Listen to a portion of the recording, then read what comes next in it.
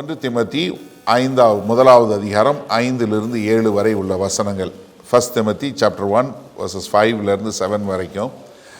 அன்பு தான் கிறிஸ்தவ வாழ்க்கையினுடைய பிரதானமான முக்கியமான குறிக்கோள் இல்லை இலக்கு என்று சொல்லக்கூடியதா இந்த செய்திக்கு தலைப்பு.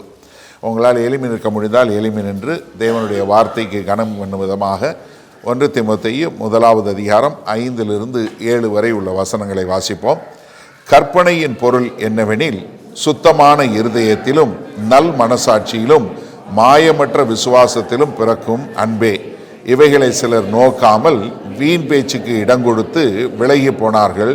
தாங்கள் சொல்லுகிறது என்னதென்றும் தாங்கள் சாதிக்கிறது என்னதென்றும் அறியாதிருந்தும் நியாயப்பிரமாண போதகராய் இருக்க விரும்புகிறார்கள்.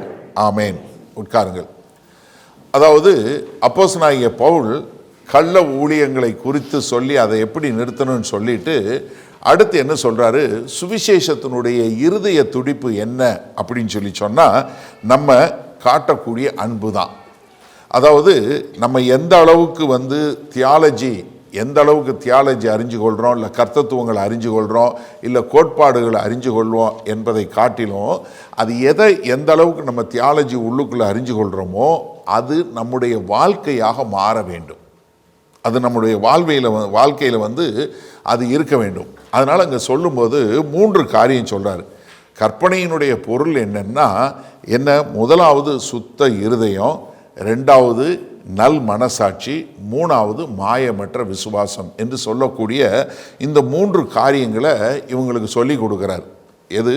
அப்போஸ்தலனாகிய பவுலுங்க சொல்லி கொடுக்கும்போது அவர் என்ன சொல்கிறாரு, நீங்கள் எல்லாம் ஒரு தியாலஜியில் ஒரு பெரிய டாக்டரேட் பட்டம் வாங்கினவங்க மாதிரி உங்களுக்கு எல்லா கர்த்தத்துவத்தை அறிஞ்சு கொள்ளுங்க அப்படின்னு சொல்லலை. இல்லை சபை எப்படி இருக்கணும், சபையினுடைய ஒழுங்குமுறை இல்லை கர்த்தர் வரப்போகிறத பற்றி, இல்லை உங்களுக்கெல்லாம் ஆவிக்குரிய அனுபவம் வேண்டும் அப்படிங்கிறத சொல்லலை. மாறாக அவர் என்ன சொல்கிறாரு, எந்த அளவுக்கு கர்த்தத்துவம் முக்கியமோ அந்த கர்த்தத்துவம் என்ன பண்ணணும், நமக்கு அன்பை கொடுக்கக்கூடியதாக இருக்கணும்.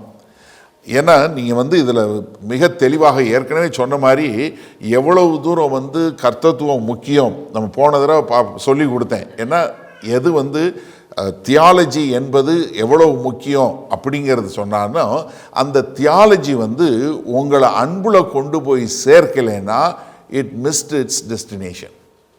அது போக வேண்டிய இடத்தை போய் சேரவில்லை என்று சொல்லக்கூடிய ஒரு காரியம். எப்படி நதிகள்லாம் கடலில் கலந்துதோ அது மாதிரி கடலில் கலக்காத மாதிரி நதியாக ஓடி பிரயோஜனம் இல்லை. ஒரு ரோட்டில் நீங்கள் போனீங்கன்னா அந்த ரோடு எங்கே போகணுமோ அங்கே போய் சேரக்கூடியதாக. அப்போ சத்தியம் என்பது ஒரு சாலை போல் இருந்தாலும் நம்ம போய் சேர வேண்டிய இடம் என்னென்னா அன்பு. சத்தியம் ரொம்ப அவசியம். ஆனால் சத்தியம் எங்கே கொண்டு போய் சேர்க்கணும், உங்களை அன்பு என்ற இடத்துல கொண்டு போய் சேர்க்கணும். ஏன்னா இங்கே எபேசு பட்டணத்தில் அவங்க சத்தியத்தை அறிஞ்சு கொள்ளக்கூடியவங்களா, நிறைய காரியங்களை தெரிஞ்சவங்களா, அவங்க வீணான தர்க்கங்களும் இல்லை ஜீனியாலஜி என்று சொல்லக்கூடிய வம்ச வரலாறு இப்படிப்பட்ட காரியங்களில் போகிறாங்க. ஆனால் அவங்களுடைய இருதயத்தில் என்ன இல்லாமல் போயிடுச்சு, ஒரு உண்மையான அன்பு இல்லாமல் போயிடுச்சு. அப்போ முதலாவது அங்கே சொல்லும்போது ஒரு இலக்கு, ஒரு குறிக்கோள், ஒரு நோக்கம் என்று சொல்லக்கூடியதாக. இதுக்கு கிரேக்க மொழி பதம் என்ன உபயோகப்படுத்துகிறான்னு அப்போஸ்தலனாகிய பவுல் டெலோஸ் என்று சொல்லக்கூடிய ஒரு பதத்தை உபயோகப்படுத்துகிறார். TELOS, டெலோஸ் என்று சொல்லக்கூடிய பதம். ஏன்னா இதை அரிஸ்டாட்டில் நிறையா உபயோகப்படுத்தினார். அதனால் அந்த காலகட்டத்தில் வாழ்ந்த மக்களுக்கு இந்த டெலோஸ் என்று சொல்லக்கூடியதா. ஏன்னா இப்போ தமிழில் நம்ம பேசும்போது தமிழில் எழுதுறதுக்கு ஒரு வித்தியாசம் இருக்குது.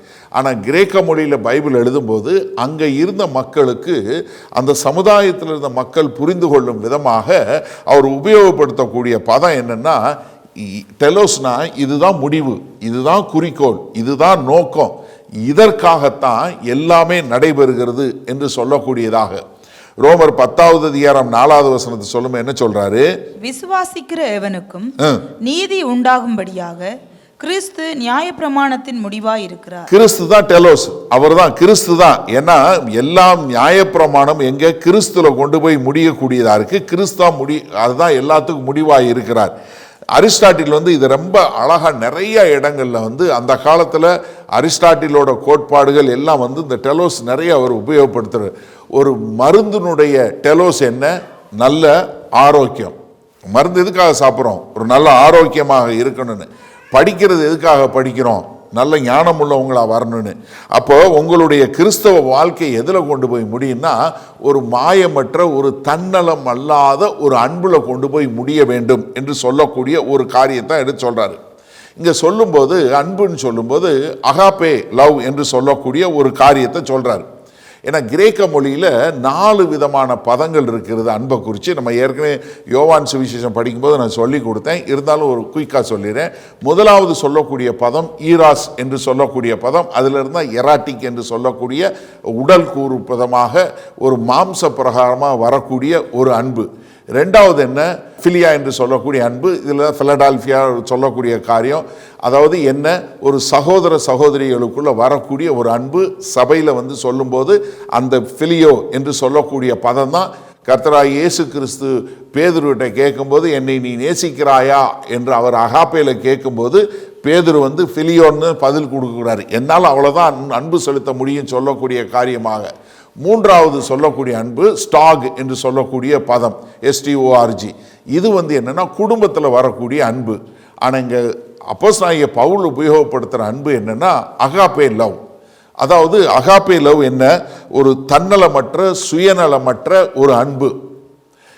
ரோமர் 5வது அதிகாரம் 8வது வசனம் சொல்லும்போது, நாம் பாவிகளா இருக்கையில் கிறிஸ்து நமக்காக மரித்ததினாலே தேவன் நம்மேல் வைத்த தமது அன்பை விளங்க, அவருடைய அகாப்பே லவ்வை எப்ப விளங்க வைத்தாரு? நம்ம பாவிகளா இருக்கையில் நமக்காக மரித்து. அப்ப கர்த்தராகிய இயேசு கிறிஸ்து நல்லவங்களுக்காக மரித்தார் இல்ல, பாவிகளாய் இருக்க, கர்த்தருக்கு சத்துருக்களாய் இருக்கையில், தேவனுக்கு விரோதிகளாய் இருக்கையில். ஏன்னா நம்ம என்னன்னா, நம்மளை நேசிக்கிறவங்கள நம்ம நேசிப்போம். ஆனால் இங்கே தேவ அன்பு சொல்லும்போது என்ன? உங்களை நேசிக்க முடியாத, உங்களுக்கு எதிராக இருக்கக்கூடிய மக்கள் மேலே நீங்கள் எந்த அளவுக்கு அன்பு செலுத்த முடியும் என்று சொல்லக்கூடியதா. ஏன்னா இங்கே சொல்கிறது என்ன? ஏன்னா மத்தேயு 5வது அதிகாரம் 46, 47வது வசனத்தில் பார்க்குறோம். என்ன ரொம்ப அழகாக சொல்கிறாரு. ஆயக்காரனை எப்படி நேசிக்கிறான்? தன்னை நேசிக்கிறவனை நேசிக்கிறான். நான் உங்களுக்கு என்ன சொல்கிறேன்? உங்களை நிந்திக்கிறவர்களை நீங்கள் நேசிங்க. இப்போ நம்ம இங்கே பார்க்கும்போது நம்மளால் நம்மளை நேசிக்கிறவங்களை நேசிக்க முடியும். ஆனால் உங்களை நேசிக்காத உங்களுடைய எதிரிகள், நீங்கள் நேசிக்க முடியாத, உங்களால் நேசிக்க முடியாத மக்களை நேசிக்கக்கூடிய காரியம், உங்களுக்கு திரும்பி எதுவுமே செய்ய முடியாதுன்னு இருக்கிறவங்களுக்கு வைக்கக்கூடிய ஒரு பாசம், அந்த அன்பை தான் அங்கே சொல்கிறாரு. இது ஒரு மனுஷனால் உருவாவதில்லை, இது பரிசுத்த ஆவியினால் வரக்கூடியது. கலாத்தியர் 5வது அதிகாரம் 22வது வசனத்தில் பார்க்குறோம் எப்படி ஆவியின் கனி என்று சொல்லக்கூடிய வரக்கூடிய ஒரு அன்பு. ஆனால் ரொம்ப காலமாக என்னென்னா, இந்த அன்புக்கும் சத்தியத்தையும் தவறாக புரிந்து கொள்ளக்கூடிய ஒரு காரியம். ஏன்னா நம்ம சத்தியத்தை பேசும்போது சத்தியத்தை பேசணும். அப்போ சத்தியத்தை பேசும்போது நம்மளால் அன்பு செலுத்த முடியாது. ஏன்னா நிறைய பேர் என்ன, நீங்கள் சத்தியத்தை பேசுகிறீங்க, ஆனால் அன்பு காட்டணும் பிரதர், அன்பு தானே முக்கியம், அன்பு தானே பிரதானம். ஆனால் எப்படி யோசிங்க, உங்களுக்கு ஒரு சுகம் இல்லை, உங்கள் உடம்புல ஒரு கேன்சர் இருக்குது. இப்போ உங்கள் டாக்டர் இந்தாப்பா பேராசிட்டமால் சாப்பிடு, உனக்கு வேறு ஏதாவது ட்ரீட்மெண்ட் கொடுத்தா ரொம்ப கஷ்டமாக இருக்கும், உன்னை ஓப்பன் பண்ணி உள்ளுக்கு இருக்க இதெல்லாம் எடுக்கணும், எங்கே கேன்சர் இருக்கோ அதெல்லாம் எடுத்து உனக்கு ரேடியத்தை இது கொடுக்கணும் அப்படின்னு சொல்லாமல் அவர் இல்லை, இந்தா நீ எதுக்கு, நீ ரொம்ப கஷ்டப்படு, இந்தா பேராசிட்டமால் மட்டும் சாப்பிடுன்னு சொன்னால் அது டாக்டரா? சொல்லுங்கள், கிடையாது. அப்போ என்னென்னா, உண்மையிலே நீங்கள் நேசிச்சிங்கன்னா நிச்சயமாக பாவம்னா என்னன்னு சொல்லணும், நிச்சயமாக நியாய தீர்ப்பு உண்டு என்பதை குறித்து சொல்லணும், பாதாளம் என்பதை குறித்து சொல்ல வேண்டும், மனம் திரும்புதலை குறித்து சொல்லணும். அதுதான் உண்மையான பிரசங்கம். அப்போ நீங்க நான் அன்பு செலுத்துறேங்கிறதுக்காக நான் சத்தியத்தை சொல்லாம இருக்க முடியாது. நான் ஏன் சத்தியத்தை சொல்றேன்னா, நான் அன்பு செலுத்துறதுனால தான் சத்தியத்தை சொல்றேன். அப்போ நீங்க என்ன தவறுதலா எடுத்துக்கொள்ளக்கூடாது. எப்பா அவர் நீ பாவத்தை தேவன் தண்டிப்பாருன்னு சொன்னா அது எப்படி அன்பான தேவன் தண்டிப்பாரு? அப்போ அவர் பாவத்தை தண்டிக்கலைன்னா அவர் எப்படி நீதிபரனான தேவன்? அப்போ என்ன நம்ம சொல்லக்கூடிய காரியம் மிக தெளிவாக, நம்ம அன்பு செலுத்துறோம்னா நம்மளால் நிச்சயமாக ஒரு சத்தியத்தை சொல்லக்கூடிய மக்களாக இருக்கணும். ஆனால் நீங்கள் எப்போ ஒரு மனுஷனை அன்பு செலுத்தலையோ அப்போ நீங்கள் சத்தியத்தை விட்டு போயிடுவீங்க. அதனால நீங்க வந்து சத்தியத்தை சத்தியமா போதிப்பது அன்பு இல்லாதனால அல்ல, அன்பு இருக்கிறதுனால தான் நீங்க சத்தியத்தை சத்தியமா போதிக்கிறீங்க. தேவனுடைய நியாய தீர்ப்பை குறித்து போதிக்கக்கூடிய மக்களாக இருக்கிறீங்க. பிரான்சிஸ் சாஃபர் என்று சொல்லக்கூடிய ரொம்ப அழகா சொல்லி கொடுக்கிறாரு. நம்ம வந்து சத்தியத்தை போதிக்கிறோம், ஆனால் சத்தியத்தை எது அன்பின் மூலமா போதிக்கக்கூடிய மக்களாக இருக்கிறோம். அது மாத்திரமல்ல, நம்ம அன்பை வெளிக்காட்டக்கூடிய மக்களாக இருக்கிறோம். அப்படி இல்லைன்னா நம்ம சொல்லக்கூடிய சத்தியம் மற்றவர்களுக்கு புரியாது. சத்தியம் என்ன? அன்பு இல்லாத சத்தியம் மிருகத்தனத்திற்கு சமமானது. Truth without love is brutality. அதே சமயத்தில் லவ் வித்தவுட் ட்ரூத் இஸ் என்ன? சென்டிமெண்டாலிட்டி. என்ன?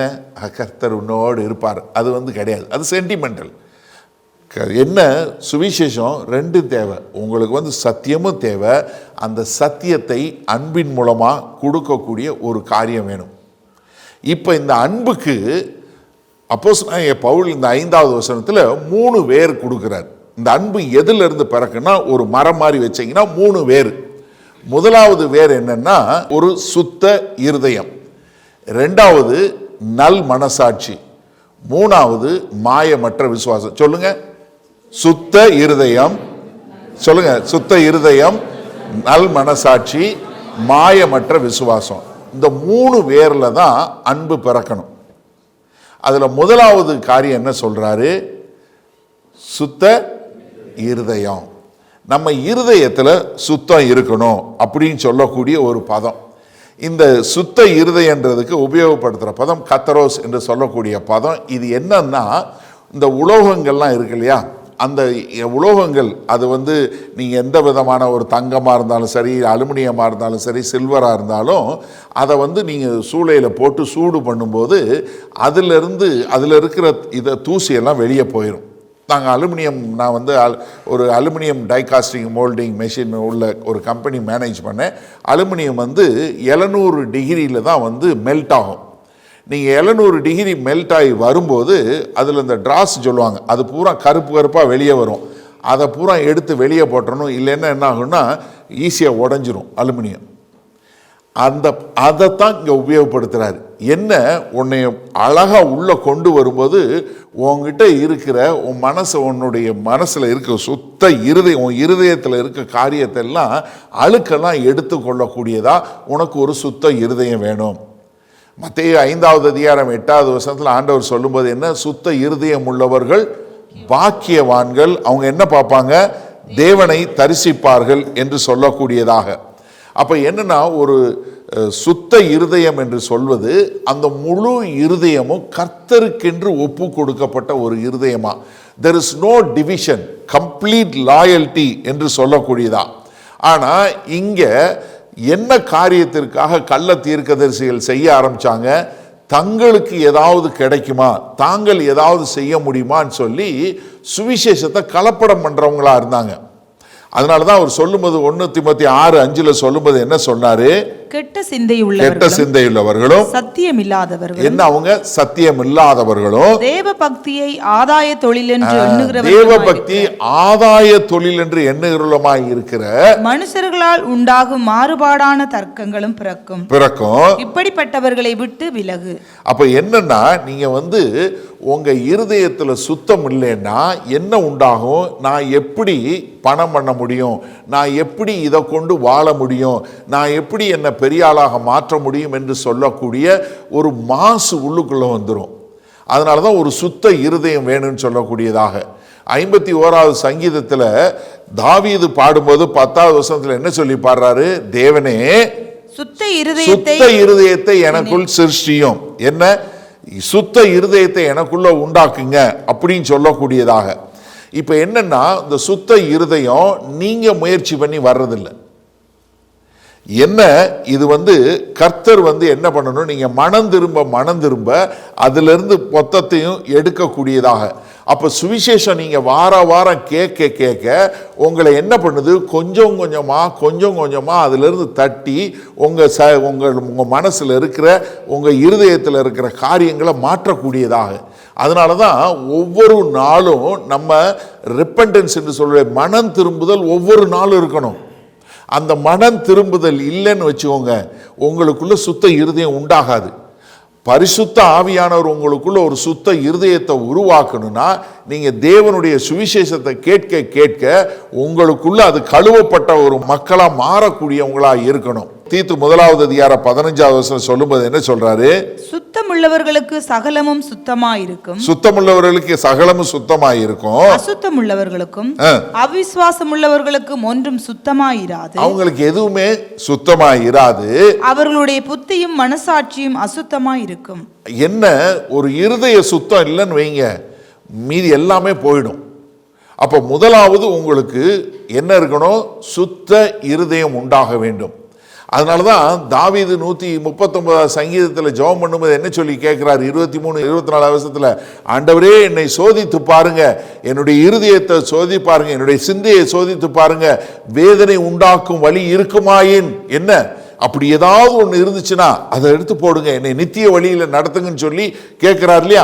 அப்ப என்ன, நம்ம நம்முடைய சுத்த இருதயம் நம்ம உருவாக்குவதில்லை, தேவன் கொடுக்கக்கூடியது. அவருடைய வார்த்தையை அந்த சுவிசேஷத்தை கேட்க கேட்க நம்ம ஒவ்வொரு நாளும் மனம் திரும்ப திரும்ப இந்த இருதயத்தில் ஒரு சுத்தம் உண்டாகிறது. அப்ப முதலாவது வேற என்ன சொல்லுங்க? சுத்த இருதயம். ரெண்டாவது என்ன? நல் மனசாட்சி. மனசாட்சி சொல்ல நல் மனசாட்சி. ஒவ்வொன்றுக்கு முன்னாடி ஒன்னொன்னு இருக்கு பாருங்க. இருதயத்துக்கு முன்னாடி என்ன இருக்கு?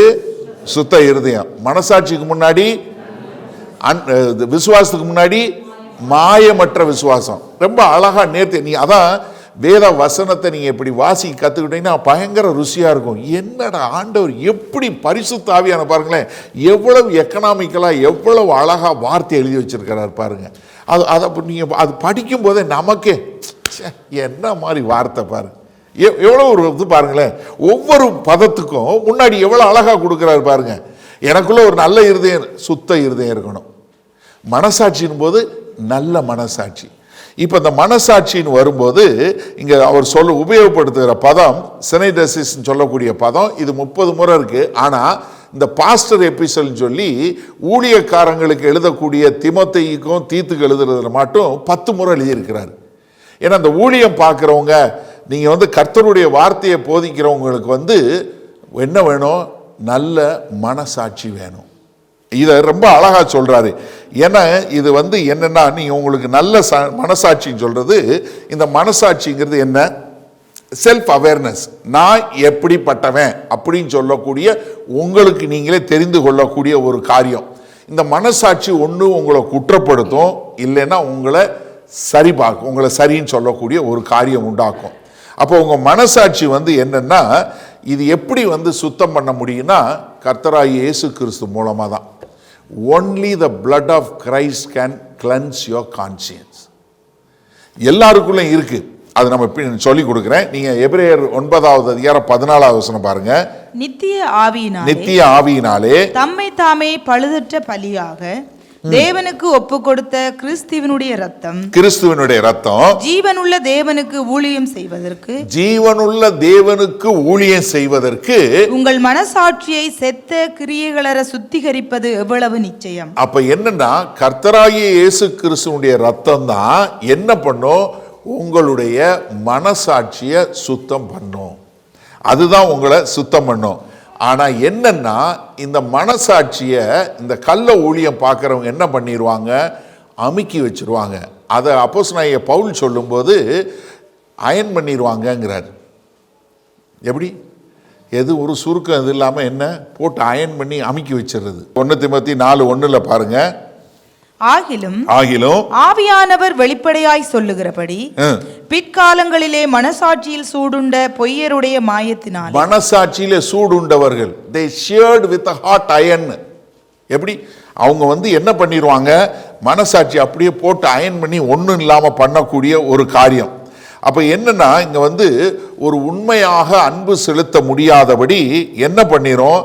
இந்த மனசாட்சி அமுக்கிரும். அந்த மனசாட்சி அப்போஸ்தலனாகிய பவுல் சொல்லும்போது 2 கொரிந்தியர் 1:12 சொல்லும்போது சொல்றாரு, மாம்சத்திற்கேற்ற ஞானத்தோட நடவாமல் தேவனுடைய கிருபையினால் நாங்கள் உலகத்திலேயும் விசேஷமாக உங்களிடத்திலேயும் கபடமில்லாமல் திவ்ய உண்மையோடே நடந்தோம் என்று. நான் எப்படி உண்மையா உங்க முன்னாடி எந்த ஒரு கபடம் இல்லாம நடந்தோம் என்று எங்கள் மனது எங்களுக்கு சொல்லும் சாட்சியே எங்க மனசாட்சி எனக்கே இது கொடுக்குது. எப்படி? என்னுடைய மனசாட்சி கொடுக்கக்கூடியது. அப்ப என்னன்னா, கர்த்தருக்கு ஊழியம் செய்யணும்னு சொன்னா முதல்ல உங்களுக்கு என்ன உண்டாகணும்? ஒரு சுத்த இருதயம் உண்டாகணும். ரெண்டாவது நல்ல மனசாட்சி வேணும். சரியா?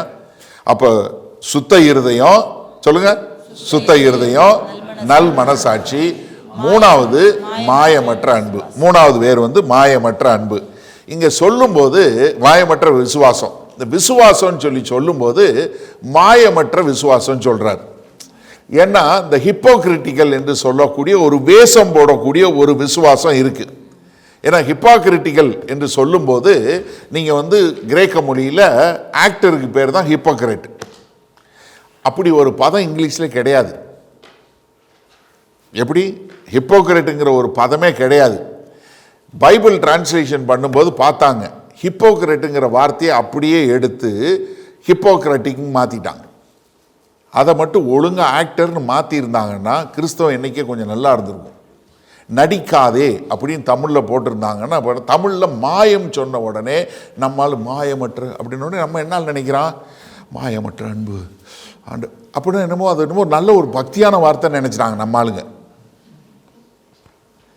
நடிக்காதன்னு தமிழில் சொல்லியிருந்தா, நடிக்காத விசுவாசம் சொல்லியிருந்தா எவ்வளோ நல்லா இருக்கும். மாயமற்ற விசுவாசம், அது பெருசு போல இருக்கு என்னமோ சொல்கிறாங்க.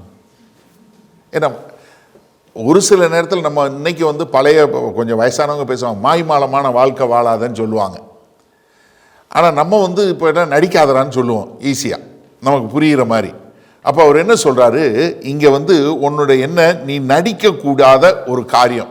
ஏன்னா உனக்கு ஆரோக்கியமான ஒரு உபதேசம் வேணும். ஆனால் இவங்க என்ன பண்ணுறாங்க, விசுவாசம் இருக்குது ஆனால் வெளியரங்கமாக இருக்குது, உள்ளுக்குள்ளே இல்லை, வாழ்க்கையில் இல்லை. ஏன்னா அவங்க காட்டக்கூடிய ஒரு காரியம் என்னன்னா, மற்றவங்க முன்னாடி அவங்க விசுவாசம் இருக்குது போல இருக்கிறாங்க, ஆனால் உள்ளுக்குள்ள அவங்களுக்குள்ள விசுவாசம் இருக்காது. நான் பாஸ்டர்ஸ் ஃபெல்லோஷிப்பில் போய் கேட்டிங்கன்னா விசுவாசம் இல்லாத நிறைய கூட்டம் பாஸ்டர்ஸ் கூட்டம் தான் இருக்கும். ஏன்னா எல்லாம் முன்னாடி இருந்து பயங்கரமாக பிரசங்கம் பண்ணுவாங்க, கர்த்தர் உன் தேவைகளை சந்திப்பார், கர்த்தர் எல்லாம் பண்ணுவார்னு. ஆனால் நமக்கு எல்லாம் எழுதுகிற இமெயில் என்ன எழுதுவாங்க, சர்ச்சு கட்டணும், காசு வேணும், இது வாங்கணும், லோன் வாங்கி கட்டியிருக்கோம், இல்லை இதை வாங்கி கட்டியிருக்கோம், அதுக்கு காசு வேணும், இதுக்கு காசு வேணும். அப்போ நம்ம நீங்கள் பிரசங்கம் பண்ண விசுவாசம் என்னன்னு கேட்க வேண்டியிருக்கு.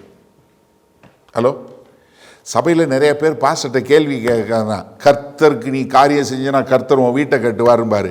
ஆனால் எல்லாரும் உங்கள் நகையை கொடுங்க, காசை கொடுங்க, சர்ச்சு கட்டணும்னு கேட்பார். என்னப்பா விசுவாசம்னு கேட்க மாட்டோம் நம்மளும். ஹலோ, ஆமாம், கர்த்தருக்காக கேட்குறாரு, அவருக்காக கேட்குறாரு. ஆனால் என்ன ஆகுன்னு உங்களுக்கு தெரியும். ஏன்னா இங்கே சொல்லும்போது அங்கே அப்போஸ்தலனாகிய பவுல் என்ன சொல்கிறாரு, முதல்ல இந்த விசுவாசம் இருந்துச்சு, உன் பாட்டிகிட்ட இருந்துச்சு, அடுத்து உங்கள் அம்மாட்ட இருந்துச்சு, இப்போ உங்ககிட்ட இருக்குது. அப்போ என்ன, ஒரு மாயமற்ற ஒரு விசுவாசம். இப்போ நீங்கள் வச்சிருக்க உங்களுடைய விசுவாசம் மாயமற்ற ஒரு விசுவாசமாய் இருக்க வேண்டும். இப்போ இந்த மனசாட்சியை குறித்து நான் ஒரு காரியம் சொல்லி கொடுத்துறேன். ஏன்னா இந்த 3 காரியத்தில் வரும்போது இந்த மனசாட்சி தான் நமக்கு நிறைய குழப்பக்கூடிய காரியம். விசுவாசம் நம்ம எல்லாருக்கும் புரியும். அதே மாதிரி நீங்கள் ஒரு சுத்த இருதயங்கிறது கர்த்தர் தான் உருவாக்குன்னு தெரியும். இந்த மனசாட்சி அப்படின்னு சொல்லும்போது இந்த மனசாட்சியை குறித்து இங்கே இல்லாமல் வெளியே ரோமர் 2வது அதிகாரத்தில் அப்போஸ்தலனாகிய பவுல் அழகாக எழுதியிருக்கிறார். ரோமர் 2வது அதிகாரம் 14-15 வசனம் பாருங்களேன். அன்றியும் நியாயப்பிரமாணம் இல்லாத புறஜாதிகள், அதாவது தேவனுடைய வார்த்தையை அறியாத ஜனங்கள் சுபாவமாய் நியாயப்பிரமாணத்தின்படி செய்கிற போது நியாயப்பிரமாணம் இல்லாத அவர்கள் தங்களுக்கு தாங்களே நியாயப்பிரமாணமாய் இருக்கிறார்கள். அவர்களுடைய மனசாட்சியும் கூட சாட்சியிடுகிறதுனாலே, அவங்களுடைய மனசாட்சி சாட்சியிடுகிறதுனாலே குற்றமுண்டு குற்றமில்லை என்று அவர்களுடைய சிந்தனைகள் ஒன்றை ஒன்று தீர்க்கிறதுனாலும். இப்ப நல்ல கவனிங்களேன், அதாவது ஆண்டவரை அறியாத ஜனங்கள் எது தப்பு, எது சரி, எது குற்றமுண்டு குற்றமில்லை என்று தீர்க்கக்கூடிய ஒரு சக்தி அவங்களுடைய மனசாட்சியில் இருக்கு. யாருக்கு?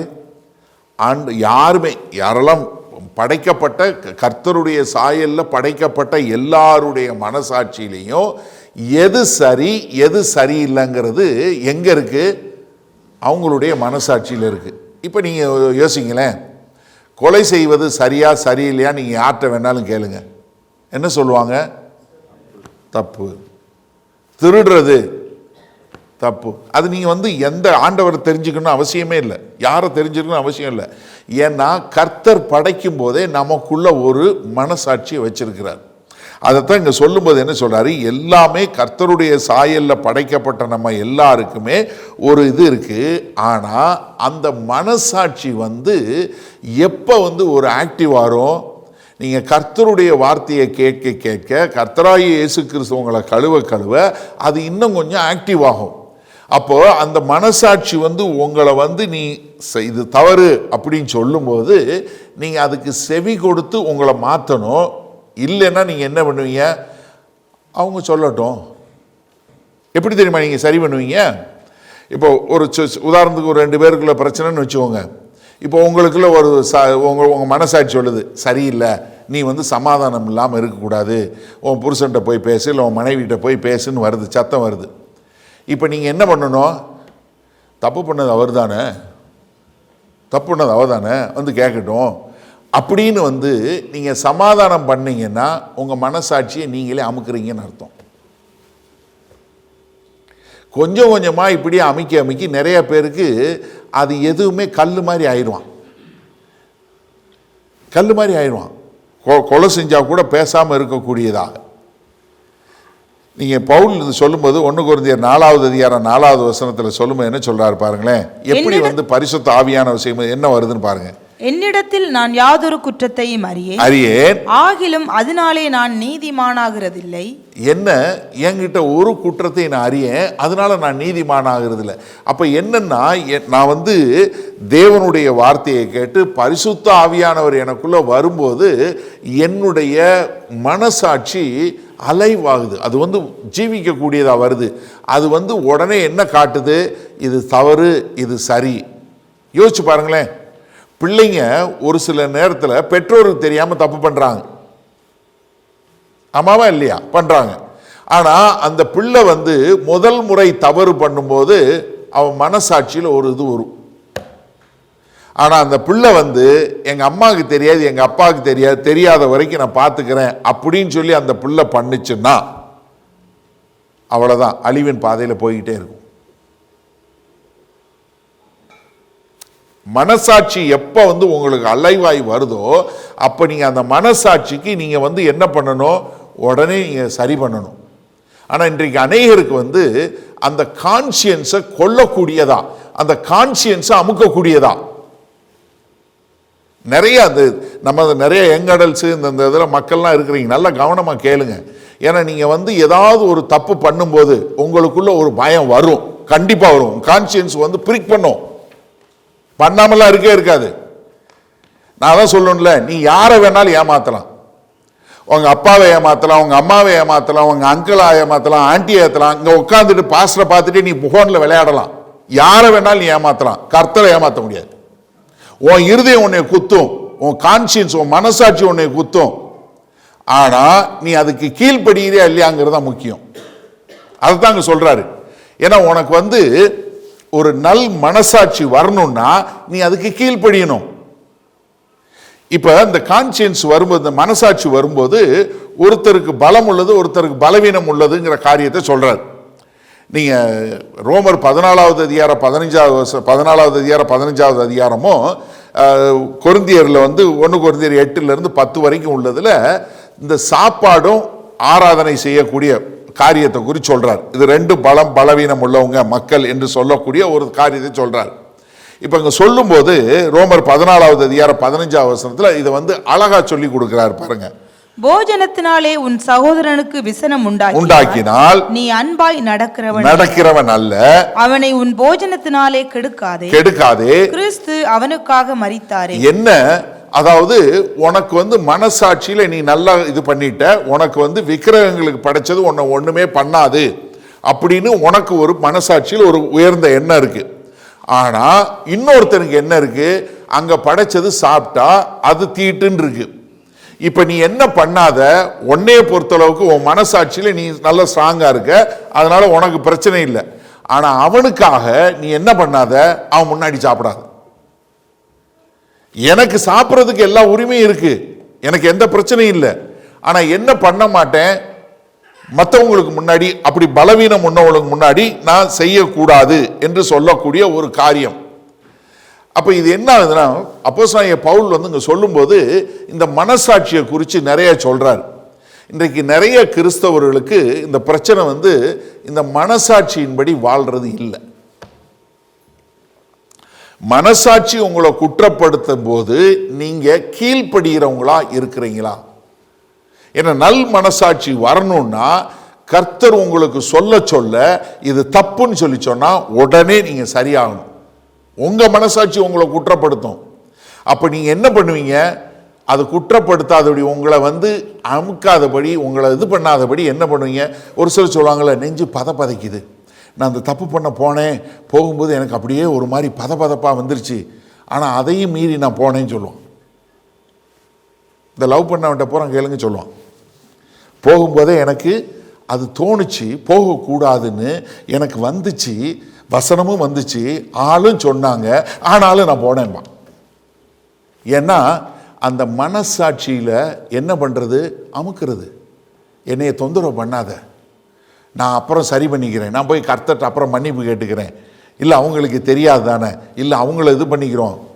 நான் மறுபடியும் சொல்கிறேன், எனக்கு அருமையாக நன்றா தெரிஞ்சு சொல்லுங்க, யாரை வேணாலும் ஏமாத்துங்க, உங்களை பார்த்து கொண்டு இருக்கிற கர்த்தரை ஏமாற்ற முடியவே முடியாது.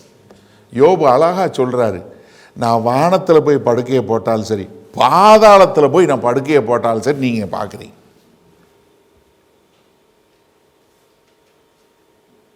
நான் ரொம்ப அதிகமாக சொல்லிக் கொடுக்குற வார்த்தை எபிரேயர் 4வது அதிகாரம் 13வது வசனம் தான். பிள்ளைகளுக்கு சொல்லிக் கொடுக்குறது, பெரியவங்களுக்கும் சொல்லிக் கொடுக்க வேண்டிய வார்த்தை அதுதான். என்ன? எல்லாமே வெளியரங்கமாய் நிர்வாணமாய் கர்த்தருக்கு முன்பாக இருக்கிறது, அவர் ஒருத்தருக்கு தான் நீங்கள் கணக்கு கொடுக்கணும். இந்த வசனம் மட்டும் உங்கள் வாழ்க்கையில் வந்துச்சுன்னா நீங்கள் உங்கள் மனசாட்சியை சரி பண்ணிடுவீங்க. இது ரொம்ப முக்கியமான ஒரு காரியம். ஆனால் இவங்க என்ன பண்ணுறாங்க? இந்த 3 வேர்ல இருந்து வரக்கூடிய அன்பை விட்டு அவங்க என்ன பண்ணுறாங்க? விசுவாசத்தை விட்டு வீண் பேச்சுக்கு போயிடறாங்க. 6வது வசனம் பாருங்க.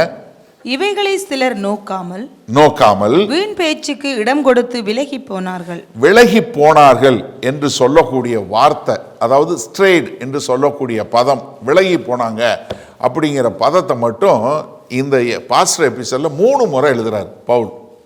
ஏன்னா அந்த வழி விலகி போவது, அதாவது என்ன ஒரு கோடு போட்டு இந்த கோடில் போகணும் அப்படின்னு சொல்றதுக்கு பதிலாக இது போகக்கூடியது. இது எங்கே உபயோகப்படுத்த பதம்னா நேவிகேஷனில் உபயோகப்படுத்தக்கூடிய, வழிகாட்டுறதில்ல. இப்போ நம்ம எல்லாரும் கூகுள் மேப் வச்சுருக்கோம், இல்லை ஏதாவது ஒரு மேப் வச்சு நீங்கள் போகிறீங்க, அந்த மாதிரி மேப்பில் போகிறது. ஆனால் அந்த காலத்தில் கப்பலில் இது அதிகமாக உபயோகப்படுத்துகிறாங்க. ஏன்னா அந்த காலத்தில் அவங்ககிட்ட இருந்து கப்பல் தான். கப்பலில் என்ன டிகிரியில் போகணும் அப்படிங்கிறத கணக்கு பண்ணி தான் போனாங்க. அதில் ஒன்றும் இல்லை, ஒரே 1 டிகிரி மாறி போனால் போதும், பெருசாலாம் கிடையாது. ஆனால் ஒரு 100 மைல் போகும்போது கொஞ்சம் தூரம், 1000 மைல் போகும்போது வேற இடம், கப்பல் எங்கே போகணுமோ அங்கே போகாது, தரையில் விழுந்துடும். அதை தான் இங்கே சொல்கிறாரு. இங்கே எபேசு சபையில் வந்த பொல்லாத ஊழியர்கள் சொல்கிறோம்ல, அவங்க யாரும் நாங்கள் பொல்லாப்பு செய்யணும்னு வரல, ஆனால் அவங்க கொஞ்சமாக வழி விலகி என்ன பண்ணாங்க? வீண் பேச்சுக்கு போயிட்டாங்க. வீண் பேச்சுக்கு நான் அதனால தான் நிறைய முறை அடிக்கிற முறை சொல்லுவேன், நீங்கள் ஒரு ஆளை பற்றி நீங்கள் 2 பேர் சேர்ந்து பேசும்போது, இல்லை 3 பேர் சேர்ந்து பேசும்போது இன்னொருத்தரை பற்றி பேசுனீங்கன்னாலே அது என்னென்னா உங்களை வீண் பேச்சில் கொண்டு போய் சேர்த்துரும். when you talk about ideas, when you talk about vision, ஒரு தரிசனத்தை, ஒரு ஐடியாவை, அதை பேசக்கூடிய மக்களாக நம்ம வாழ வேண்டும். அது ரொம்ப அவசியமான காரியம். ஆனால் வரும் ஆளை பற்றி வரக்கூடிய ஒரு காரியம் வரும்போது டக்குன்னு ஒரு ஆள் என்ன பண்ணணும்? இல்லை அதை விடுங்க, நம்ம இதை பற்றி பேசுவோம் அப்படின்னு சொல்லணும். ஆனால் நீங்கள் என்ன தெரியுமா, யார் கூட சேர்றீங்க வச்சு உங்கள் வாழ்க்கை மாறிடும். நல்லா தெரிஞ்சு சொல்லுங்க, நீங்கள் யார் கூட சேர்ந்து உட்காந்து பேசுகிறீங்க வச்சு தான் உங்கள் வாழ்க்கை மாறும். இவங்க என்ன பண்ண ஆரம்பிச்சிட்டாங்க? இங்கே என்ன பண்ண ஆரம்பிச்சிட்டாங்க? அவங்க பொல்லாத காரியங்கள், வீண் பேச்சு பேச ஆரம்பிச்சிட்டாங்க. 7வது வசனம் பாருங்க. 1 தீமோத்தேயு 1:7 பாருங்க. தாங்கள் சொல்லுகிறது இன்னதென்றும் தாங்கள் சாதிக்கிறது இன்னதென்றும் அறியாதிருந்தும். ரெண்டுமே தெரியல. தாங்க பேசுறதும் தெரியல, சொல்றதும் தெரியல, நியாயப்பிரமாண போதகராய் இருக்க விரும்புகிறார்கள். ஆனா மற்றவங்களுக்கு போதிக்க விரும்புறாங்க. என்ன, அவங்க நியாயப்பிரமாணத்தை பற்றி பேசுறாங்க, அந்த நியாயப்பிரமாணத்தினால திருத்தப்பட்டவங்களா இல்லை. அவங்க ஆவிக்குரிய வம்ச வரலாறுகளை பற்றி பேசுகிறாங்க, ஆனால் ஆவிக்குரிய முறையில் அவங்களுடைய வாழ்க்கை மறுசீரமைக்கப்படலை. இது எப்படி தெரியுமா இருக்குது? ஒரு ஊருக்கே போகாமல் அந்த ஊரை பற்றிய புரோஷரை வாசிச்சுட்டு அந்த ஊருக்கு போனவன் போல் பேசுறது. எப்படி? ஒரு ஹாலிடே புரோஷரை எடுத்து அதெல்லாம் பார்த்துட்டு, ஐயோ அது எப்படி இருக்கும் தெரியுமா, அந்த மாதிரி இருக்கும். அதுதான் போதகர். அதனால தான் சொல்கிறது, முதல்ல நீ வேத வசனத்தை வாசித்து நீ வாழ்ந்துட்டு பிரசங்கம் பண்ணுங்கிறது. அப்போ என்ன, இங்கே இவங்க என்ன பண்ணுறாங்க, அவங்க பூரா என்ன இப்படி பொல்லாத காரியங்களை பண்ணிட்டு, இவர்கள் பூரா என்ன தான் பேசுறதும் தெரியாது, சொல்கிறதும் தெரியாது, ஆனால் போதகராய் இருக்க விரும்புகிறார்கள். யாக்கோபு 3வது அதிகாரத்தில் முதல் 2 வசனங்களை போதகராக இருக்காதீங்கிறதுக்கு சொல்றாரு. யாக்கோபு என்ன சொல்றாரு பாருங்க. என் சகோதரரே, அதிக ஆக்கினையை அடைவோம் என்று அறிந்து உங்களில் அநேகர் போதகராகாதிருப்பீர்களாக. நாம் எல்லாரும் அநேக விஷயங்களில் தவறுகிறோம். ஒருவன் சொல் தவறாதவன் ஆனால் அவன் பூரண புருஷனும் தன் சரீரம் முழுவதையும் கடிவாளத்தினாலே அடக்கிக் கொள்ளக்கூடியவனுமாய் இருக்கிறான். அதாவது தான் கடைப்பிடிக்காத காரியங்களை போதிச்சு தனக்கு தெரியாத காரியங்களை போதிக்கக்கூடியவங்க, அவங்க கேட்குறவங்களை காட்டிலும் அதிகமான ஆக்கினை தீர்ப்பு அடைவாங்க. இப்போ இந்த 3 வேர்லேருந்து எப்படி, இந்த 3 வேர்லேருந்து வரக்கூடிய ஒரு அன்பு தான் ஒரு உண்மையான அன்பு. அந்த அன்பு தான் வரணும் அப்படின்னு சொல்லு. இங்கே எபேசு சபையில் இந்த அன்பு அப்படின்னு சொல்லும்போது அங்கே என்ன பார்த்தாங்க, அர்த்தமீஸ் என்று சொல்லக்கூடிய, தியானால் என்று சொல்லக்கூடிய அவங்களுடைய ஆலயம், பெரிய ஆலயம், அந்த காலத்தில் 7th wonder என்று சொல்லக்கூடியதாக இந்த ஆலயத்தில் போய் அவங்க இது பண்ணாங்க. எதுக்காக பண்ணாங்கன்னா, அவங்க நான் போய் அர்த்தமீஸுக்கு நான் காரியங்கள் செஞ்சால் அர்த்தமீஸ் என்னைய ஆசீர்வதிக்கும், ஏன் நான் என்னுடைய போக்குலையும் வரத்திலையும் பாதுகாக்கும், எனக்கு வம்சம் விருத்தியாகும், அது மாத்திரமில்ல எனக்கு நிறையா பொருளாதாரம் கொடுக்கும் அப்படின்னு சொல்லக்கூடியதா. அப்போ அவங்களுடைய விசுவாசம், அவங்களுடைய மதம் எப்படி இருந்ததுன்னா, it's like a business transaction. நான் உன்னை ஆராதிக்கிறேன், நீ எனக்கு கொடு. எப்படி, நான் உன்னை ஆராதிக்கிறேன், நான் என்னுடைய பக்தியை உனக்கு கொடுக்குறேன், எனக்கு செல்வ செழிப்பை நீ கொடு அப்படின்னு சொல்லக்கூடியதா. அப்போ அவங்களுடைய மதமே எப்படின்னா, இன்றைக்கி நிறைய பேர் அப்படி தான் வாழ்கிறாங்க. நான் சர்ச்சுக்கு காணிக்கை கொடுத்தேன்னா கர்த்தர் என்னை ஆசீர்வதிப்பார். ஹலோ, நிறைய பேர் அப்படி தான் நினைக்கிறாங்க. நான் சர்ச்சுக்கு நான் பைபிள் வாசிச்சேன்னா கர்த்தர் என் மேலே பிரியமாக இருப்பார். எப்படி, நான் நல்லா ஒழுங்காக ஜெபம் பண்ணேன்னா கர்த்தர் என் மேலே பிரியமாக இருப்பார். ஏன்னா 2 பொய் சாட்சி வேறு சொல்கிறான்ல, கர்த்தருடைய பரிசு நான் ஸ்தோத்திரம், போன மாதம் நான் தசமபாகம் கொடுக்கல, எங்கள் கார் ஆக்சிடெண்ட் ஆயிடுச்சு. ஆமாம், உட்காந்துருக்காரு அவர், உட்காந்து எவன்டா கொடுக்கலன்னு குச்சி வச்சுட்டு உட்காந்துருக்காரு. இவன் காரை நம்ம விட்ட விடு, நான் போன மாதம், ஏன்னா 1ஆம் தேதி சாட்சி சொல்கிறதுக்கு ஆளுங்களை வச்சுருக்காங்க. இப்போ நிறைய பாஸ்ட் இப்படி தான் செட்டப் சாட்சி. போன மாதம் நாங்கள் தசமபாகம் கொடுக்காம விட்டு எங்கள் ஃப்ரிட்ஜ் ரிப்பேர் ஆயிடுச்சு. ஆமாம், உட்காந்துட்டே இருந்து பிச்சை பிடுங்கி விடுறாரு. ஒரு மதியீனமான பண்ணக்கூடிய மக்கள், என்னமோ நீ கொடுக்குற காணிக்கையை பார்த்துட்டு உட்காந்து அதை வச்சு உன்னை ஆசீர்வதிக்கிறா, அதனால உன்னை அன்பு செலுத்துறாருன்னு சொன்னேன்னா, உன்னைய மாதிரி மதியீனமான மனுஷன் யாருமே கிடையாது. நல்லா தெரிஞ்சு கொள்ளுங்க. உங்களை கர்த்தர் எபேசு சபைக்கு சொல்லும்போது இது அங்கே பயங்கர ரேடிக்கலான மெசேஜ். அப்போஸ்தலனாகிய பவுல் சொல்லும்போது, நீ எதுவுமே செய்யாத போது உன்னை எந்த ஒரு கண்டிஷன் இல்லாமல் நீ சத்துருக்களாய் இருக்கையில் கர்த்தர் உன்னை நேசிக்கிறார். அர்த்தமீஸை கொண்டாடிட்டு இருந்து கும்பிட்டு இருந்தவங்களுக்கு இது பயங்கரமான மாறுபாடான உபதேசம். எப்படி, நான் ஒண்ணுமே செய்யாத போது என்னை எப்படி ஒருத்தர் நேசிப்பார்? ஏன்னா அவங்கள பொறுத்தளவுக்கு என்ன, நான் மொட்டை அடிக்கணும், இல்லை நான் இதை செய்யணும் அதை செய்யணும்னு சொல்லி நான் செஞ்சாதான் என்னைய கர்த்தர் ஆசீர்வதிப்பாரு, கடவுள் என்னை ஆசீர்வதிப்பாரு. ஒருவேளை நீங்கள் ரட்சிக்கப்பட்டு இன்னைக்கும் நான் என்னை கர்த்தர் என்னை நேசிப்பாரு, எனக்கு ஆசீர்வதிப்பாருங்கிறதுக்காக நீங்கள் சர்ச்சுக்கு வர்றவங்களா இருந்து, இல்லை பைபிள் வாசிக்கிறவங்களா, இல்லை ஜெபம் பண்ணுறவங்களா, இல்லை காணிக்கை கொடுக்குறவங்களா இருந்தீங்கன்னா நீங்களும் அர்த்தமீஸ் ஆராதிக்கிறவங்க தான். நல்லா தெரிஞ்சு கொள்ளுங்க. தேவன் உங்களை நேசிப்பது நீங்க நல்லவன்றதுனால இல்லை, அவர் எல்லாரையும் நேசிக்கக்கூடிய ஒரு தேவன். அதை தான் இங்க சொல்றாரு. நீங்க 1 கொரிந்தியர் 13வது அதிகாரத்துல அந்த அன்பை குறித்து சொல்லும் போது 13 விதமான காரியங்கள் சொல்றாரு. இந்த அகாப்பை அன்புக்கு சொல்லக்கூடிய காரியம் என்ன? பொறுமை, இரக்கம், பெருமை பாராட்டாது, இருமாப்பா இராது, மனத்தாழ்மையா இருக்கும், தன்னலமற்றது, ஈஸியா கோபம் வராது, சத்தியத்தின் மேல சந்தோஷமா இருக்கும், நம்பும் சகலத்தையும் தாங்கும், சகலத்தையும் விசுவாசிக்கக்கூடிய, எல்லாவற்றையும் தாங்கி இருக்கக்கூடிய அன்பு என்று சொல்லக்கூடிய ஒரு அன்பு. அதை தான் இங்க என்ன சொல்றாரு?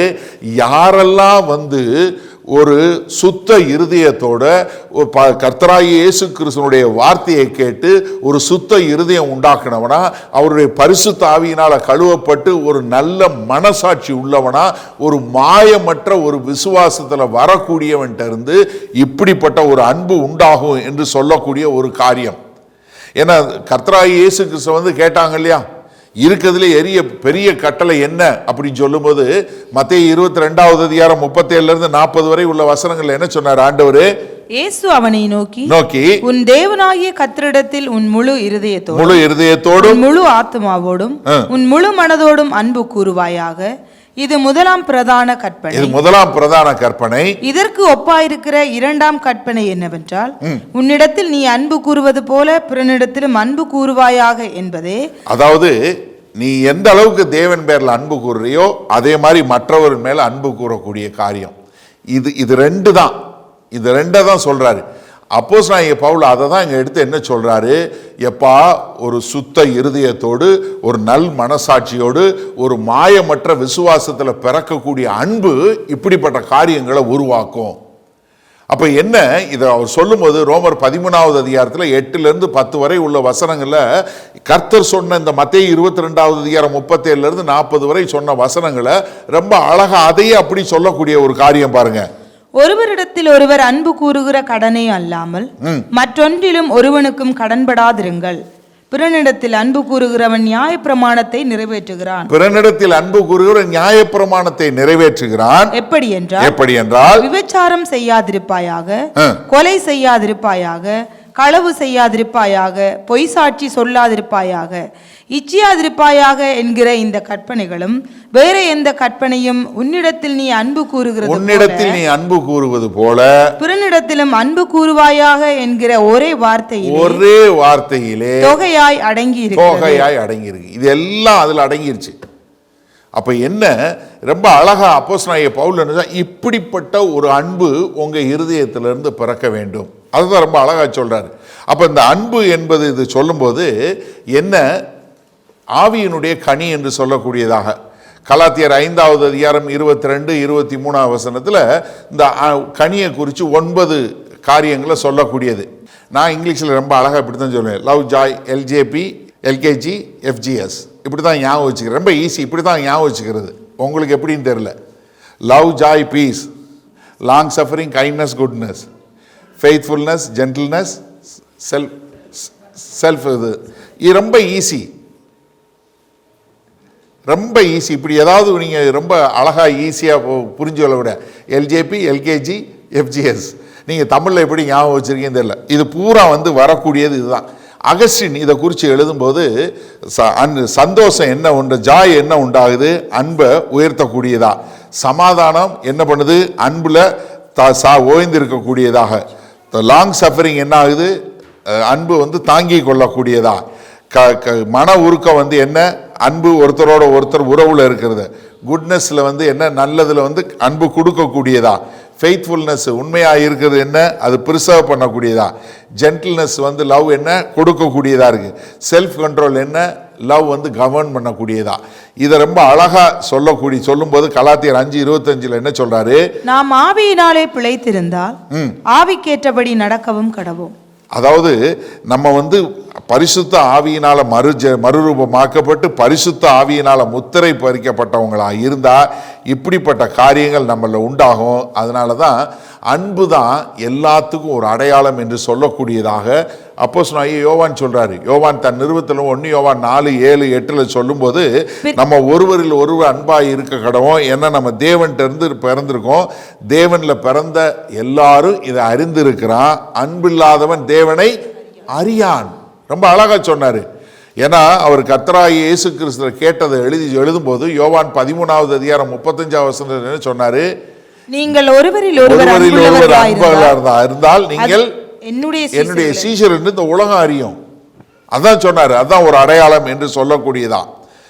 ஆனா இங்க நீங்க பாத்தீங்கன்னா ஹிஸ்டாரிக்கலா சரித்திர பிரகாரம் பார்க்கும்போது 5வது நூற்றாண்டுல இன்னொரு அகஸ்டின் என்று சொல்லக்கூடிய அகஸ்டின் ஆஃப் ஹிப்போ என்று சொல்லக்கூடியவர், அவர் கிறிஸ்டியன் டாக்டரின் என்று சொல்லும்போது ஹெர்மெட்டிக்கல் பிரின்சிபிள்ல இந்த 1 தீமோத்தி 1:5 குறித்து சொல்லும்போது அவர் சொல்றாரு, யாராக இருந்தாலும் நீங்க வேத எழுத்துக்களை அறிஞ்சு கொண்டீங்க, முழுமையாக அறிஞ்சு கொண்டீங்க, இல்லை கொஞ்சமாக அறிஞ்சு கொண்டீங்க, இல்லை உங்களால் விளக்க முடியும் அப்படின்னு சொல்லக்கூடியவங்களாக இருந்தால் உங்ககிட்ட இந்த 2 விதமான அன்பு இருக்கணும். என்ன? நீங்கள் தேவனை நேசிக்கக்கூடியவங்களா மற்றவங்களை நேசிக்கக்கூடியவங்களா இருந்தீங்கன்னா தான் நீங்கள் அதை புரிஞ்சு கொண்டீங்க, நீங்கள் அதை மற்றவங்களுக்கு போதிக்கக்கூடியவங்களா இருப்பீங்க. அப்படி இல்லைன்னா என்னாகும்? அது சரியில்லை. அப்போ என்ன? டெலோஸ் என்று சொல்லக்கூடிய மொத்தத்தினுடைய நோக்கம் என்ன? அன்பு. மொத்த வேத வசனத்தினுடைய நோக்கம் எதில் போய் முடியுது? இலக்கு அன்பு. எல்லா கர்த்தத்துவம், எவ்ரி டாக்டரின் எதில் முடியணும்? அன்பு. எல்லா போதனைகளும் எல்லா பிரசங்கமும் எதில் முடியுது? அன்பில் முடியுது. அப்போ ஒரு தியாலஜிக்கல் சிஸ்டம் என்று சொல்லக்கூடியது உள்ளுக்குள்ள இருந்து அது என்ன பண்ணணும்? ஒரு மனுஷனுக்குள்ள அன்பை உருவாக்கலைன்னா அந்த தியாலஜி மிஸ்ஸிங் இட்ஸ் பாயிண்ட். அதே மாதிரி ஒரு பைபிளில் சொல்லக்கூடிய ஒரு விளக்கம் அது என்ன மாதிரியான ஒரு விளக்கம் இருந்தாலும் சரி, அது தேவனையும் தான் காண்கிற சகோதரனையும் நேசின்னு சொல்றத கொண்டு போய் முடிக்கலைன்னா அதனுடைய ஒரு காரியம் ரொம்ப மோசமான ஒரு காரியமாக முடிஞ்சிடும். அகஸ்டின் இப்போ சொல்லும்போது சொல்றாரு, love and do what you will. என்ன?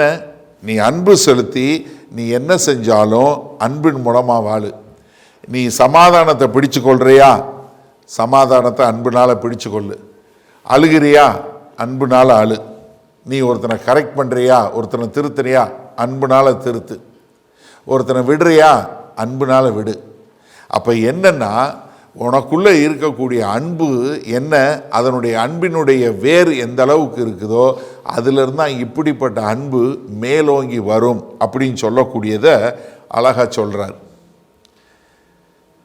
கடைசியாக இதுக்கு ஒரு அருமையான உதாரணம் யாருன்னா, ஒரு 17-18 வயசில் ஜாக்கி புல்லிங்கர் என்று சொல்லக்கூடிய ஒரு சகோதரி நம்ம லண்டனில். அந்த சகோதரி மியூசிக் காலேஜிலேருந்து வெளியே வந்தாங்க. வெளியே வந்த உடனே அவங்களுக்கு என்ன தோணுச்சுன்னா, 1966வது வருஷம் கர்த்தர் என்னைய ஹாங்காங்க்கு அழைக்கிறாரு அப்படின்னு சொல்லி அவங்க ஃபீல் பண்ணாங்க. அவங்க எந்த மிஷனரி ஆர்கனைசேஷன் போல் எந்த சபையும் இது பண்ணல, யாருமே எதுவுமே இல்லை. அவங்க என்ன பண்ணாங்க?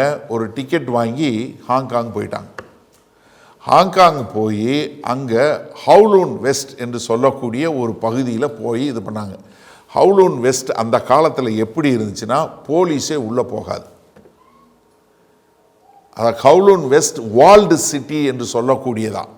அந்த பகுதியில் உள்ளே போகிறதுக்கு போலீஸ்காரங்களே பயப்படுவாங்க. காரணம், ட்ரையாட் என்று சொல்லக்கூடிய ஒரு குரூப், ஒரு கேங்கு, போதை மருந்து, சூதாட்டம், இது எல்லாமே அங்கே போய் அவங்க தங்கி கான்டனீஸ் பாசை கற்றுக்கிட்டாங்க. அந்த இடத்துல போய் தங்கிட்டு அவங்க ஒரு பெரிய ஆர்கனைசேஷன் கட்டடம் எதுவுமே கட்டல. அவங்க வீட்டில் உட்காந்து ஜெபம் பண்ண ஆரம்பித்தாங்க.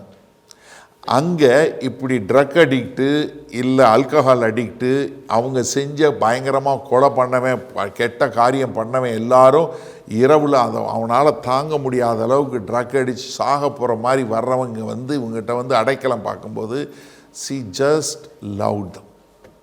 அவங்களுக்கு அன்பு கூறி அவங்களுக்காக ஜெபம் பண்ணி இது பண்ண ஆரம்பித்தாங்க.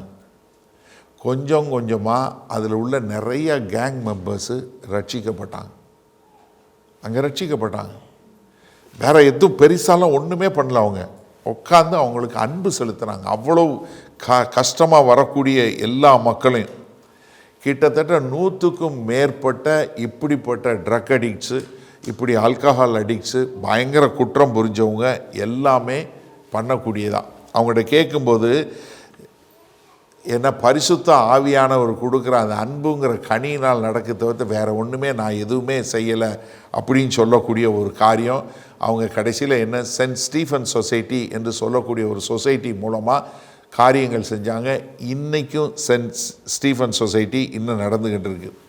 அவங்கள்ட்ட கேட்கும்போது அவங்க சொன்ன காரியம் 2 ஸ்டேட்மெண்ட்டு தான். Love is not sentimental. எப்படி? லவ் வந்து சென்டிமெண்டல் ஃபீலிங் இல்லை. இன்றைக்கி நிறைய பேருக்கு என்னென்னா, நான் உங்களை சபையிலே நான் வெளியே இருக்கவங்களை பற்றி பேசலை, முதல்ல சபைக்குள்ளே பேசுகிறேன். நான் வந்து உங்களை எனக்கு பிடிக்குது, நான் அதனால் நான் ஒரு சென்டிமெண்டலாக உங்களுக்கு எனக்கு இதாக இருக்குது அப்படிங்கிறதுக்காக லவ் பண்ணுறவங்க இருக்கிறாங்க. பட் ஆனால் love is very tough, very tough. It's not easy. கல்யாணமானவங்களுக்கு நிறைய பேருக்கு தெரிஞ்சிருக்கும். Love is not easy. It's tough. You have to love. ஏன்னா உங்களுக்கு ஜஸ்ட் ஆப்போசிட் தான் கர்த்தர் கொண்டு வருவார். அவங்க மனைவியை பாருங்கள், அவங்க கணவனை பாருங்கள், ஆப்போசிட் தான் இருப்பாங்க. But you have to love. அங்கே தான் கர்த்தர் அங்கே தான் அதை தான் பண்ணுறாரு. ஏன்னா கர்த்தருக்கென்று வாழக்கூடிய ஒரு மக்கள், ஏன்னா அவங்க வந்து திமோத்திக்கு எழுதுனதில் என்னென்னா, ஒரு குட் கிறிஸ்டியனுக்கு கொடுக்கக்கூடிய முதலாவது இன்ஸ்ட்ரக்ஷன் என்ன தெரியுமா? திமோத்தியே, சுத்த இருதயத்தோடு நல் மனசாட்சியோடு மாயமற்ற விசுவாசத்தில் பிறக்கக்கூடிய அன்பு. நீ கள்ள போதகத்தை நிறுத்து, ஆனால் முதல்ல என்ன, உன்னுடைய காரியம் எதில் இருக்கணும்? அன்பில் இருக்கணும் அப்படின்னு சொல்லக்கூடியதான். நான் ஒரு 7 அப்ளிகேஷன் பாயிண்ட் கொடுத்துருக்கேன். நான் அது சொல்ல போகிறதில்ல. 2 காரியம் உங்கள்கிட்ட சொல்ல விரும்புகிறேன். நீங்கள் இந்த வாரம் வந்து உங்களை சோதித்து பாருங்கள். நீங்கள் இந்த சபையில் வந்து ஏதாவது ஒரு ஊழியம் செய்கிறீங்க அப்படின்னு சொல்கிறவங்களா இருந்தால், நீங்கள் கர்த்தர் மேலே அன்பு செலுத்துறதுனால, மற்றவர்கள் மேலே அன்பு செலுத்துறதுனால நீங்கள் இந்த சபையில் ஊழியம் செய்கிறீங்களா, இல்லை உங்கள் பேரை சொல்லணும், உங்களுக்கு ஒரு ரெக்கக்னிஷன் வேணும், உங்களுக்குன்னு ஒரு மரியாதை வேணும், இல்லை நீங்கள் இதில் வந்து அப்போ தான் நீங்கள் ஒரு பிலாங்கிங் அப்படிங்கிறதுக்காக நீங்கள் ஊழியம் செய்கிறீங்களா? ஹலோ, வேறு யார்ட்டையும் கேட்காதீங்க, உங்களை நீங்களே கேளுங்க. இந்த வாரத்தில் கேளுங்க, நீங்கள் என்ன செஞ்சாலும் சரி எதுக்காக செய்கிறீங்க? எதுக்காக செய்கிறீங்க? உங்களை நீங்களே இந்த கேள்வி கேளுங்க. 5ஆவதாக போட்டிருக்க பாயிண்டில் இன்னொரு காரியம் சொல்ல வரும். யாராவது நம்ம சபையில் நம்ம கம்யூனிட்டியில் ஒரு ஆளை நீங்கள் தேடுங்க. உங்கள் கூட உங்களுக்கு உங்களுடைய காரியத்துக்கு எதிராக பேசக்கூடியவங்க, இல்லை உங்களோட ஒத்து போகாதவங்க, they disagree with you either theologically or ப்ராக்டிக்கலாக, ஏதாவது உங்களோட ஒத்து போகாத ஒருத்தங்க, அவங்க கூட பேசுங்க. அவங்க கூட பேசுங்க. எங்கேஜ் எதுக்கு தெரியுமா? த எய்ம் வந்து லவ் இஸ் த கோல். உங்களால் நீங்கள் அவங்ககிட்ட பேசி உங்களால் அன்பு செலுத்த முடியுதா பாருங்கள். அவங்கள ஆர்கியூமெண்ட்டில் வின் பண்ணுறதில்ல, நீங்கள் சொல்கிறது சரின்னு அவங்கள கன்வின்ஸ் பண்ணுறதில்ல. இல்லை, மேபி அவங்க தியாலஜிக்கலாக மாறுபாடு இருக்கலாம், இல்லை ப்ராக்டிக்கல் இதில் மாறுபாடானது இருக்கலாம். அவங்கள இந்த வாரத்தில் நீங்கள் அவங்ககிட்ட பேசுங்க. அவங்கள உங்களால் அன்பு செலுத்த முடியுதா பாருங்கள். இந்த 2 காரியம் மட்டும் பாருங்கள். 7 காரியம் இருக்குது, பட் ஆனால் அட்லீஸ்ட் இந்த 2 காரியம் பண்ணி பாருங்கள். இந்த வாரத்தில் உங்களால் இதை செய்ய முடியுதா பாருங்கள். ஏன்னா பவுல் அதை தான் நம்மகிட்ட சொல்கிறாரு, பரிசுத்த ஆவியானவர் நீங்கள் நம்மகிட்ட அதை தான் சொல்கிறாரு. எப்பா, நீங்கள் ஒவ்வொருத்தரும், இந்த சபையில் இருக்கிற ஒவ்வொருத்தரும் சுத்த இருதயத்தோடு நல் மனசாட்சியோடு மாயமற்ற விசுவாசத்தில் பிறக்கக்கூடிய அன்பில் உள்ளவங்களா நீங்கள் ஒவ்வொருவரும் மாறுவதற்கு கர்த்தர் கிருபை பாராட்டுவாராக. மகா கிருபையும் இரக்கம் நிறைந்த எங்கள் அன்பின் தகப்பனே, இதோ அப்போஸ்தலனாகிய பவுல் எபேசு சபைக்கு சொன்ன அதே வார்த்தைகளை ஆண்டவரே இன்றைக்கு இந்த சபைக்கு சொல்கிறேன். ஆண்டவரே, எனக்கு அருமையான சகோதரர்கள் ஒவ்வொருவரும்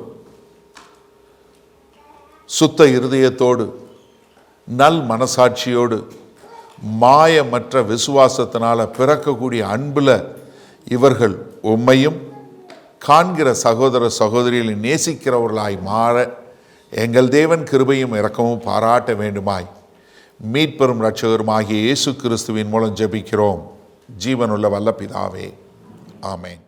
உங்களில் யாருக்காவது ஜெப தேவைகள் இருக்குமானால் நீங்கள் உங்களுடைய வீடுகளில் உங்கள் கதவை பூட்டி நீங்கள் ஆண்டவரை நோக்கி ஜெபம் பண்ணுங்கள். உங்களுடைய எல்லா விதமான பலவீனங்களை குறித்து தெரிந்து வைத்திருக்கிற தேவன், எப்போதும் ஜீவன் உள்ள தேவன், உங்களுடைய ஜெபங்களை கேட்டு உங்களுக்கு பதில் கொடுப்பார். நீங்கள் வேற ஒரு ஆள்கிட்ட போகணும், வேற ஒருத்தவங்கிட்ட போய் ஜெபத்துக்கு போகணும்னு அவசியம் இல்லை. நீங்கள் ஜெபம் பண்ண ஆண்டவராகிய இயேசு கிறிஸ்துவை ஏற்றுக்கொண்ட எல்லாரும் பிதாவாகிய தேவன்கிட்ட ஜெபம் பண்ணால் அந்த ஜெபத்தை கேட்டு பதில் கொடுக்கக்கூடிய அன்புள்ள பரமபிதா தான் நமக்கு இருக்கிறாரு. அதனால் தைரியமாக நீங்கள் ஜெபம் பண்ணுங்கள். அதே சமயத்தில் இன்னொரு காரியமும் நாங்கள் சொல்கிறோம், எங்களுக்காய் ஜெபம் பண்ணுங்க. ஏன்னா வேத வசனத்தில் அதுதான் சொல்லியிருக்கு. நீங்கள் எந்த ஊழியக்காரரையும் ஜெபம் பண்ண போங்கன்னு சொல்லலை, ஆனால் ஊழியக்காரருக்காக ஜெபம் பண்ண சொல்லியிருக்கு. நாங்கள் தைரியமாக தேவனுடைய வார்த்தை இன்னும் அதிகமாய் பிரசங்கிக்க எங்களுக்காய் நீங்கள் ஜெபிக்கும்படி கேண்டிக் கொள்கிறேன். ஆமேன்.